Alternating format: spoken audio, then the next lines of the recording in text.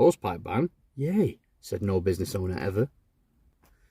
Hey, all Chris Mystery Cleaning for the Middle File course. I want to have a bit of a natter with you today about hosepipe bans, the dreaded sort of situation. A lot of people who are starting out, who are relatively new, etc., to window cleaning, be that traditional, be that water-fed pole, seem to get the knickers in a twist over the hosepipe ban.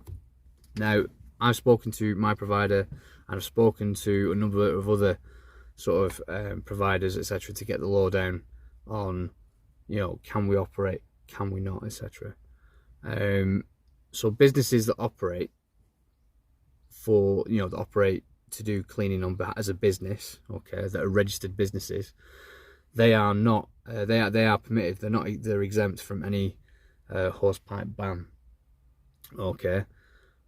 So, contrary to popular belief, you will find, and I've seen it myself on some of the Facebook forums and all that sort of good stuff, people that are sort of, especially, they tend to be, and I'm not having a go at traditional window cleaners as a whole, but they do tend to be a handful of these absolute little reptiles that will go around sort of, you know, stirring things up, saying, oh wow, you know, you've got hosepipe ban, you shouldn't be allowed to clean windows and all that sort of good stuff.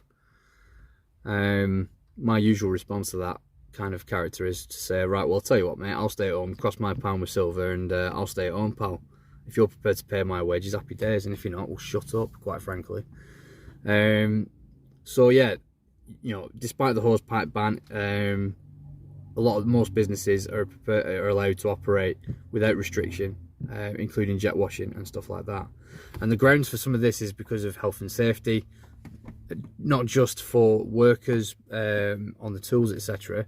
It will be for things like you know, old deers wanting the paving, you know, mossy paving cleaning, etc., and stuff like that.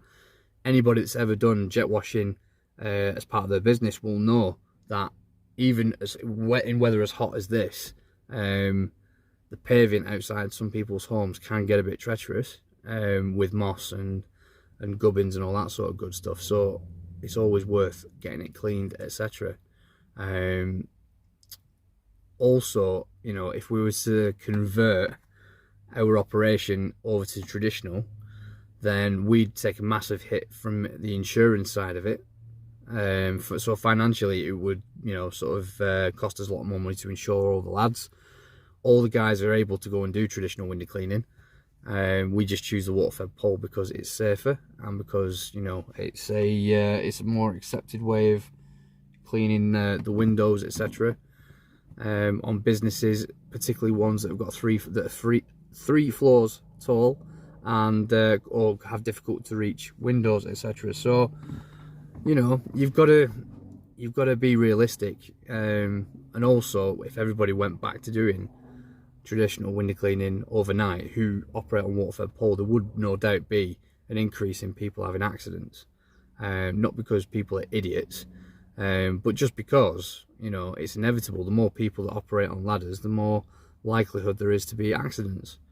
And given what's happened with the pandemic, etc., and the NHS has got, you know, something like 5.8 million people on a waiting list for operations, the last thing they need is, you know, a bunch of guys with ladders, you know, going about their day trying to make money, hurting themselves and adding to the problem.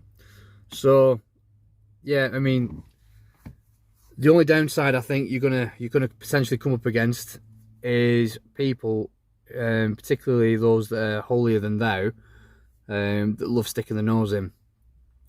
We had it a couple of years ago when, I can't remember if it was 2 years ago or if it was 3 years ago, we had a hosepipe ban up here, and I was out on the tools and I was cleaning windows towards Blackpool Prom, and, you know, guy's walking his dog, sees me operating with the water-fed pole, and Julie sees it as his civic duty to come over and tell me what his opinion is.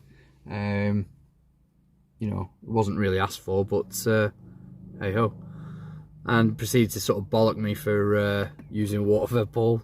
And I just informed them, said, listen, you know, we're a business, we're a registered business, we're performing a service, and we are exempt from the hosepipe ban. And if you've got a problem with that, then feel free to ring United Utilities and confirm that. You know, if you've got that much time on your hands. But yeah, you just, you know, but the thing is now is, I think if any of you guys follow Ionic Systems on Facebook, they put a post up explaining about the hosepipe ban, and there's a couple of resources on there, like screenshots and stuff of the actual rules in some of these areas, and what the hosepipe ban means for guys with water-fed poles and jet washers and stuff like that. So if you've got any concerns or anything like that, then please check out those resources. I'll try and leave a link in the description, etc. But yeah, don't fret.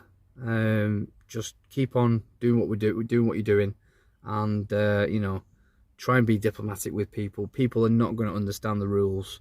There are people on, you know, on water-fed pole that don't understand the rules. So you're going to have members of the public at some point probably approach you and say, how is it you're allowed to operate with a water-fed pole with a hose pipe, and I've got to use a watering can to water my flowers, etc.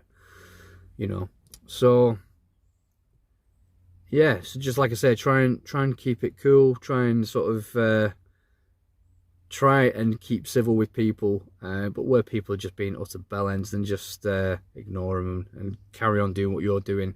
You've got to carry on making money for you and your family, and yeah, the government's already interfered once in the last 2 years now, haven't they? So tell them to stick it. Anyway, guys, you know, thanks for enduring to the end of the video. Please like, share, and subscribe, and as usual, keep on keeping on, and make the most of this sunny weather, even if you are sweating like a gypsy with a mortgage. All the very best.